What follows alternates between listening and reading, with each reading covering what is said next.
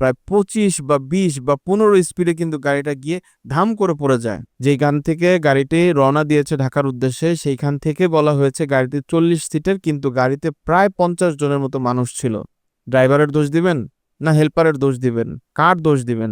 প্রথমে শুনলাম যে ফেরিতে ধাক্কা দিছে গাড়িকে, এই জন্য হচ্ছে বাসটা নিজেকে কন্ট্রোল করতে পারে নাই। আমরা যখন ফুয়েল স্টেশনে গ্যাস নিতে যাই তখন কিন্তু প্রত্যেকটা যাত্রীকে উচিত সে নির্দিষ্ট স্থানে দাঁড়াবে, গ্যাস নিবে গাড়ি, তারপরে কিন্তু গাড়ি আবার রানিংয়ে চলবে। ঠিক তেমনি ফেরিঘাটের কথাও যদি বলি, ফেরিতে যাত্রীবাহী বাস উঠবে, তারপরে যাত্রীরা গিয়ে পরবর্তীতে সেই বাসে বসবে। আমরা তো আসলে এখন পড়াশোনা করে কোনো কিছু শিখতে চাই না, আমরা আসলে টোটালটাই শিখি হচ্ছে ফেসবুক রিলসের মাধ্যমে। আজকে যে ঘটনাটা ঘটলো দৌলতদিয়ায়, এই ঘটনার ব্যাখ্যা আপনি কি দিবেন? ঈদের আগ মুহূর্তেই এক লঞ্চ আরেক লঞ্চের সাথে ধাক্কা লেগে কি মর্মান্তিক ঘটনাটাই না ঘটলো। এই বাসটা আসলে কে চালাচ্ছিল? হেল্পার কন্ট্রোল করছিল না ড্রাইভার কন্ট্রোল করছিল? আদৌ কিন্তু সেটা তদন্তধীন। 6 ঘন্টার উপরে লাগছে। এখন বাজে রাতের 1টা। এই বাসটা কিন্তু বিকাল 5টা নাগাদ পড়েছে, 5টা বা 4:30 নাগাদ। তো ওই সময় থেকে এখন পর্যন্ত প্রায় 8-9 ঘন্টা হয়ে গিয়েছে। তো 8-9 ঘন্টা একটা মানুষ পানির নিচে কি বেঁচে থাকে? এটা তো কখনোই সম্ভব না, তাও আবার অক্সিজেন ছাড়া। তো এই বাসটা উঠাইছে, উঠানোর পরে সেটার ভিতর থেকে ধ্বংসলীলা বের হইছে। এটার জন্য এখন 5 জন সদস্য বিশিষ্ট তদন্ত কমিটি গঠন করা হয়েছে। এই তদন্ত কমিটি গঠন করে কি হবে?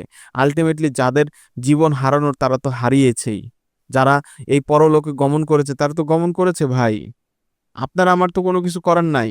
আমি এক ভদ্রলোকের ভিডিও দেখলাম, সে ভদ্রলোক বলতেছে যে আপনারা হাতে ভিডিও না করে আপনারা যদি নামতেন একে একে করে, তাহলে হয়তো অনেক প্রাণ রক্ষা করতে পারতেন। হ্যাঁ, আমি আপনার সাথে একমত। কিন্তু অনেকেই তো সাঁতার জানে না, কিন্তু অনেকেই তো জানে না যা আসলে এই ধরনের দুর্ঘটনার মধ্যে কিভাবে পানির নিচে মানুষগুলোকে রেস্কিউ করতে হয়। আপনি খেয়াল করে দেখবেন যে এখানে যে ভিডিওটা সামাজিক যোগাযোগ মাধ্যমে ভাইরাল হয়েছে, সেখানে কিন্তু একটা মহিলা প্রথমে কিন্তু ভেসে ওঠে। তো ভেসে ওঠার পরে তাকে কিন্তু কোনোভাবে উঠানো হয় উপরে। কিন্তু আপনি দেখবেন যে তার পরবর্তীতে কিছু মানুষ ভেসে ওঠে। তো বেশিরভাগ মানুষই, অনেক শিশু বাচ্চা আছে, অনেক মানুষ তো বুঝতেই পারে নাই। অনেক মানুষ তো ঘুমিয়েছিল, হয়তো ক্লান্ত অবস্থায় ছিল, জার্নিতে ছিল, ঈদের ছুটি কাটিয়ে ঢাকার উদ্দেশ্যে আসছে। তো বুঝতেই পারছেন। কাকে দোষ দিবেন এখানে? নিয়তিকে দোষ দিবেন? ভাগ্যকে দোষ দিবেন? না সিস্টেমকে দোষ দিবেন? না জনগণকে দোষ দিবেন? না সরকারকে দোষ দিবেন? না প্রশাসনকে দোষ দিবেন? কাকে দোষ দিবেন? দোষারোপটা কাকে করবেন? আমরাই বা কাকে করব?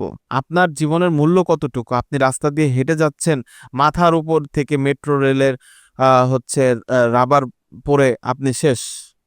আপনি বাড়িতে যাচ্ছেন, আপনার লঞ্চের সাথে ধাক্কা লেগে আপনি শেষ। বাসের সাথে ধাক্কা লেগে আপনি শেষ। 35 থেকে 40 জন মানুষ মারা গিয়েছে। এই 35 থেকে 40 জন মানুষের জীবনকে আপনি ফেরত দিতে পারবেন?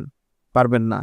অনেকে এই ফেরি পারার সময় যারা নিচে নেমেছিল তারাই বেঁচে আছে। বাকি মানুষগুলো মধ্যে থেকে কয়জন মানুষ উঠতে পেরেছে? 5 থেকে 6 জন, বা ধরেন 10 জন। বাকি 30 থেকে 35 জন বা 40 জনের মতো মানুষই প্রায় মারা গিয়েছে। গাড়িটি 40 সিটের। যেখান থেকে গাড়িটি রওনা দিয়েছে ঢাকার উদ্দেশ্যে সেইখান থেকে বলা হয়েছে গাড়িটি 40 সিটের, কিন্তু গাড়িতে প্রায় 50 জনের মতো মানুষ ছিল। ড্রাইভারের দোষ দিবেন না হেল্পারের দোষ দিবেন? কার দোষ দিবেন? প্রথমে শুনলাম যে ফেরিতে ধাক্কা দিছে গাড়িকে, এই জন্য হচ্ছে বাসটা নিজেকে কন্ট্রোল করতে পারে নাই। বিজ্ঞানীরা বলেন বা জ্ঞানীগুণী ব্যক্তিরা বলেন যে কোথাও যদি নড়বড়ে অবস্থা থাকে, তাহলে যেন গাড়িকে সবসময়, বা বাস বা বাইক বলি, যেটাকেই বলি না কেন, সেটা যেন গিয়ারে রাখা হয়। আপনি যদি কোনো একটা ঢালুর জায়গার মধ্যে আপনার গাড়িটাকে রাখেন, ব্রেক করে রাখলেন বা নিউট্রাল করে রাখলেন, তখন কিন্তু আপনি গাড়িটা ওই এক জায়গায় স্থির হবে না, সেটা কিন্তু নিচের দিকে নামতে থাকবে।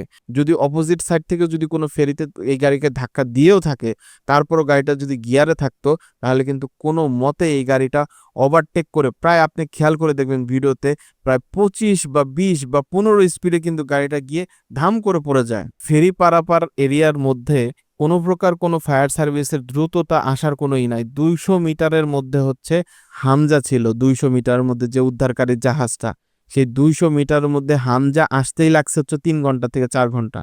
আপনি এটার কি ব্যাখ্যা দিবেন? আমি এটার কি ব্যাখ্যা দিব? কোনো ব্যাখ্যা আছে? কোনো ব্যাখ্যা নাই। এই পরবর্তীতে এই হামজা আসে, ক্রেন লাগায়, লাগানোর পরে এটাকে টেনে এই 8 ঘন্টা পরে উঠানো হয়। যারা ভিডিও করেছে এখানে, হ্যাঁ, ভিডিও ফুটেজের দরকার আছে, অনেক কিছুর দরকার আছে। এই ফেরিঘাটের মধ্যে কোনো সিসি ক্যামেরা নাই। এই ফেরিঘাটের মধ্যে কোনো একটা সিসিটিভি ফুটেজ আমরা দেখতে পেলাম না এখন পর্যন্ত। এই ফেরিঘাটে যদি সিসি ক্যামেরা থাকতো বা ফায়ার সার্ভিসের কোনো একটা স্টেশন থাকতো, তাহলে কিন্তু মুহূর্তের মধ্যে আমরা কিন্তু এই মানুষগুলোকে উদ্ধার করতে পারতাম। হ্যাঁ, দুর্ঘটনা ঘটতেই পারে, কিন্তু তার মানে এই না যে এরকম মর্মান্তিক দুর্ঘটনা ঘটবে। ঈদযাত্রার শুরুতে এবং ঈদযাত্রার শেষে এরকম মর্মান্তিক দুর্ঘটনা কারোরই কাম্য নয়। সো দেখা হবে নতুন কোনো ভিডিওতে। কমিটি তদন্ত করুক, করার পর আসলে আল্টিমেটলি রিপোর্ট দিবে কার হাতে ছিল, কে কি কারণে দুর্ঘটনা ঘটেছে। কিন্তু ভাই, এই ৩৫ জন বা ৩০ জন বা ২০ জন যাই ধরি না কেন, তাদের প্রাণ যে চলে গেল, এই প্রাণ আপনি কোনোদিনও ফেরত পাবেন না। আল্লাহ হাফেজ।